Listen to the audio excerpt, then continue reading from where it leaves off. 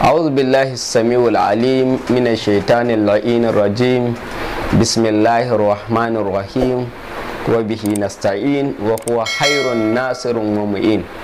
yan uwa masu daraja, assalamu alaikum wa rahmatullahi ta'ala wa barakatuhu.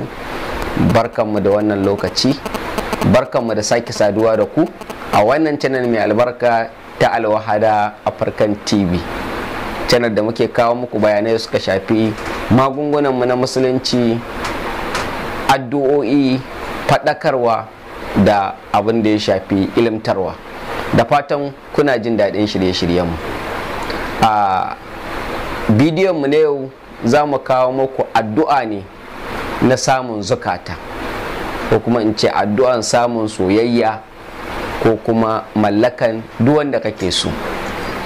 Hausawa na wani karin magana cewa kyan alkawari cikawa.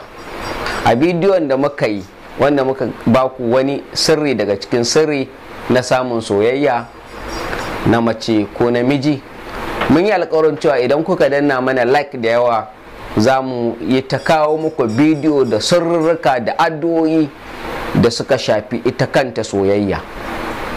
To wannan yasa muka ƙara dubo mana wata addu'a mai ƙarfin gaske, wanda insha Allahu duk wanda ya jarabta zai ga dacewa. Muka ce to bari mu sanar da jama'a wannan addu'a, shi ma ana iya amfana da shi. A kasancewan al'amarin soyayya yana da muhimmanci sosai a zamantakewa na jama'a, ko in ce na al'umma gaba ɗaya. Wannan yasa muke zakalo mana wayannan addu'o'i din. Ba sai mun maimaita abubuwan da muke faɗa a baya ba, amma mun sani tsakanin miji da mace, yaro da mahaifinsa, uwa da uba, mata da miji, saurayi da budurwa, ba a jin daɗin zamantakewa tsakanin waɗannan ɓangarori da muka ambata sai da soyayya. Kuma shi ɗan adam yakan ji daɗi, yakan samu nishaɗi da kwanciyar hankali idan ya ga jama'a na son sa. Wannan addu'a da za mu faɗa, addu'a ne da in kana son ka samu soyayyan jama'a za ka iya yi, ko kuma kana son ka samu soyayyan wani mutum ko wata, shi ma za ka iya yi. Abin da nake nufi a nan shine, idan akwai wadda kake son ta soka, za ka iya yi haka. Ke ma idan akwai wanda kake son ya soki, za ki iya yin wannan addu'a gare shi. Haka kuma idan jama'a kake so gaba ɗaya, duk inda ka je zama kana da farin jini, kana samun soyayya, to ita ma wannan addu'an za a iya karanta ta. Mun sani jama'a rahama ne. Duk wanda aka ce yana da jama'a, to yana da arziki babba. Duk wanda aka ce duk inda ya je ana son sa, to za a ga arziki da ɗaukaka da ci gaba na bibiyansa. Amma aka ce mutum na da bai da masoya kuma bai da jama'a, to zai zama rayuwa to zai kasance yana rayuwa ne ba cikin jin daɗi ba, cikin kunci, cikin kadaici, saboda mai bai da masoya. Saboda haka samun soyayya wani abu ne mai muhimmanci. Kafin mu kawo muku wannan addu'a, yan uwa masu daraja, musamman waɗanda suke sabi na zuwa wannan channel mai albarka, muna roƙon arzikinku da ku duba da ƙasan wannan bidiyo, za ga inda aka rubuta subscribe da jan rubutu, ku danna mana subscribe, sannan ku danna alaman ƙararrawa, ku yi sharing wannan bidiyo saboda wasu su gani su amfana. Kar ku manta, in kun ji daɗin wannan bidiyo, ku danna mana like. Hakan na ƙarfafa mu, kuma zai sa mu yi ta maku wasu bidiyo masu muhimmanci. Mun gode. A ita wannan addu'an, kamar yadda muka faɗa, addu'a ce ta soyayya, ta samun son duk wanda kake so, ko Allah ya hore ma shi, ko ya hore ma zuciyansa, kamar yadda ake cewa mallaka kenan. Kuma addu'a ne, ba tsafi bane, ba asiri bane, ba magani bane. Idan dai har Allah ya amince, ya ji ko kanka, ya karbi wannan addu'an, to shi kenan. Maganan wai wata rana ya daina aiki, ko wata rana ya karye, ko ya kaza, duba wani. Kuma soyayyan da za a samu ba irin wancan soyayya bane da za a ce ya wuce al'ada, ko kuma a'a soyayya bane wanda ka cutar da wani. A'a, soyayya ne natural, wato natural love. Soyayya ce ta ainihi, shi za ka samu, saboda Allah ne zai baka wayannan zukatan. Ga addu'an zan karanta mana kamar haka, kuma zan sanya muku wannan addu'an a screen din wannan bidiyo, saboda ku kwashe. Ko da a wajen karatu din akwai kuskure da na samu, to ku sai ku duba na screen bidiyo, sai ku screen da zan sa a bidiyo, sai ku karanta ta da kyau. Da izinin Allah za a dace. Allah ya datar da mu. ga addu'an kamar haka: bismillahir rahmanir rahim wa bihi nasta'in. Allahumma innahu laysa fi samawati dawrat wala fil ardi gamrat wala fi shajari waraqat wala fi ajsami harakat wala fi uyuni lahazat wala fi nufusi khatarat wala fil bahri qatarat illa hiya bika arifat wa laka shahidat wa alayka dalat wa fi mulkika mutahayyirat fa bi qudratika allati saharta biha ahli samawati wal ardi sahir li quluba makhluqat innaka ala kulli shay'in qadir wa bi ijabati jadir wa sallallahu ala muhammadin wa ali muhammadin wa sallim.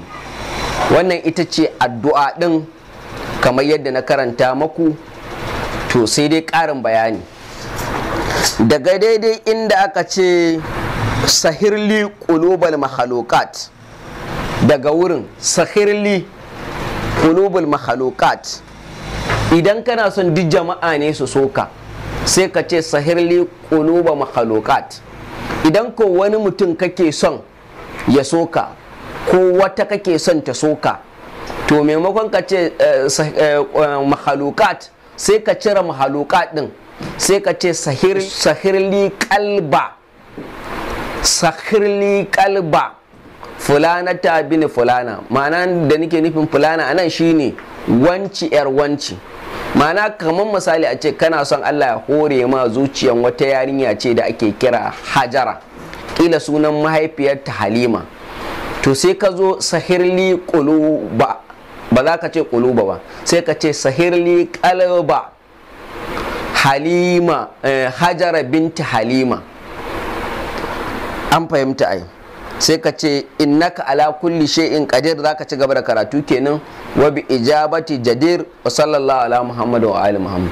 In kuma namiji ne, misali wajen sahirli quluba dinnan sai ka ce sahirli qalba. Misali a ce sunan shi Ibrahim, sai ka ce sahirli qalba Ibrahim. Idan sunan mahaifiyar shi Maryam ne, sai ka ce sahirli qalba Ibrahim bin Maryam. Innaka ala kulli shay'in qadir wa bi ijabati jadir wa sallallahu ala muhammadin wa ali muhammad. Ma'ana dai wajen sahirli, in jama'a kake so sai ka ce quluba makhluqat, in mutum ɗaya ne sai ka ce qalba, in namiji ne sai ka kira sunan namijin, in na mace ne sai ka kira sunan na macen. Akan so a kira sunan mutum da mahaifiyarsa, ko in namiji ne sunan shi da mahaifiyarsa, in na mace ne sunanta da mahaifiyarta. Amma idan baka san sunan mahaifiyar ba sai ka kira sunan kawai, Allah ya sani. Ana son ka lizamci wannan addu'a na tsawon sati 3, karka yin shi da safe da yamma da safe da yamma. Kuma ma idan soyayyan kana son ka ganta da gaggawa, kana iya yin ta ƙarshen kowace sallah. Sallolin nan guda 5, sallan azhar, sallan asuba, sallan azhar, sallan la'asar, sallan magruba, sallan isha'i. In ka gama sai kai wannan addu'a. Kana iya yi kafa 1, kana iya yin kafa 3, kana iya yin kafa 7, yadda ya samu kana iya yi, kuma da izinin Allah za a ga dacewa. Akwai wani abu da yake da muhimmanci in muku bayani, shine wani lokaci za ka gane tasirin addu'a ne idan ka san abin da kake faɗa a cikin addu'a. Saboda haka ya kamata in kawo muku mafhum, wato abin da addu'an ya kunsa. Ba tarjaman addu'an zan yi ba, zan kawo muku ɗan kaɗan ne kurin, saboda in na ce zan yi tarjaman addu'an, bidiyon zai yi tsawo, kuma ba mu cika son bidiyo ya yi tsawo ba. To kurin mafhum na addu'a din, ma'ana content na addu'a din, abinda addu'an ya kunsa shine abinda kake cewa shine da sunan Allah mai rahama mai jin kai, a gare shi nake neman taimako. Kana cewa ya Allah, babu wani abu da yake sama, wanda yake juyawa a sama, ko yake motsi a ƙasa, ko duwar watsu, ko 'ya'yan itatuwa, ko ganyayyaki, ko jiki da yake motsi, ko abin da ido ke kyaftawa, ko abin da numfashi ke yi, ko ɗigon ruwa, face Allah ya sani. Ma'ana duk abin da yake sammai, a dunkule shine duk abin da yake sammai ko ƙasa, to Allah ya san motsin wannan abin, ya san yadda yake, ya san komai nashi. Kuma san da yake motsin Allah na gani, kuma yana tare da abin. kuma dalilin komai yana wurin Allah ne. Allah shi yake sa abu kaza ya zama dalili kaza. Sai ka ce ya Allah din ikonka ka hore da ka mallaki sama da ƙasa, ya zama sama da ƙasa ya zama horarriya a gare ka, ka mallake ta, sai abin da ka bata umarni take yi, haka duk abin da yake cikin ƙasa sai abin da ka so yake gudana. To ya Allah ka hore min zuciyan halittunka ya zama suna so na ina da mallaki a kansu, ba mallaki irin na Allah ba mallaka irin na Allah subhanahu wataala. Haihata min zalim, haka ba zai taɓa faruwa ba. Amma mallaka nasu soka ka ji cewa za ka iya bada umarni ka yi hani akan abin da yake na da'a. So sai ka ce Allah ka hore man dukkan halitta. To nan wajen mahalukat mun riga mun yi bayani a kansa.